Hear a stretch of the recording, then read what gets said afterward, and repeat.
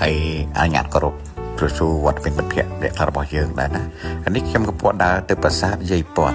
ប្រាសាទយាយពតនឹងខុសប្លែកពីគេដែរយើងដើរចូលខាងមុខមិនខ្ញុំកាត់វីដេអូណាដើរខាងមុខទៅប៉ុន្តែយើងឃើញ cloud ធ្វើដើរចូលឆ្ងាយណាយើងដើរទៅគឺមានកន្លែងយើងគឺដើរចូលមកអញ្ចឹងទៅយើងឃើញនេះខ្ញុំពពោឡើងទៅថតដើម្បីសុំសេចក្តីសុខការធ្វើដំណើររបស់ខ្ញុំបានមកកាត់នៅប្រាសាទនេះយើងឃើញ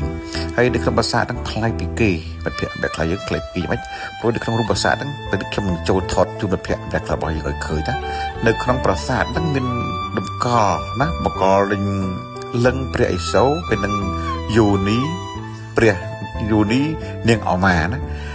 លឹងព្រះឥសូរនឹងយោនីនាងអមាចាំពីខ្ញុំថតនឹងមិត្តភ័ក្តិបែបខ្លះរបស់យើងពាក់ព័ន្ធនឹងរឿងចម្រៀងថាសម្រាប់នឹងអមាហ្នឹងខ្ញុំឲ្យមិត្តភ័ក្តិអ្នកខ្លះឡើងលើហ្នឹងណាចាំខ្ញុំថតនៅឲ្យមិត្តភ័ក្តិអ្នកខ្លះយើងឃើញហើយចាំបងប្អូនយើងដែលជាភ្ញៀវទេសចរទៅជាតិអន្តរជាតិតែសុំសេចក្តីសុខ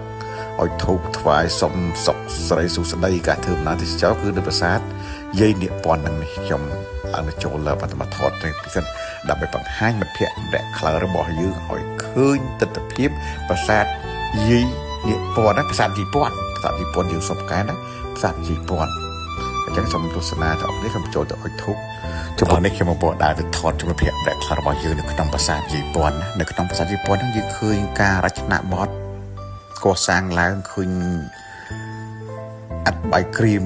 ដូចរបូតជាប់គ្នាតែម្ដងយើងខាងលើចំហទៅត្រជាក់ស្រេបតែម្ដងណាត្រជាក់ស្រេបតែម្ដងយើងឃើញជាក់ស្រេបនៅក្នុងប្រាសាទហ្នឹងហើយយើងមើលខាងក្នុងនេះយើងឃើញនេះ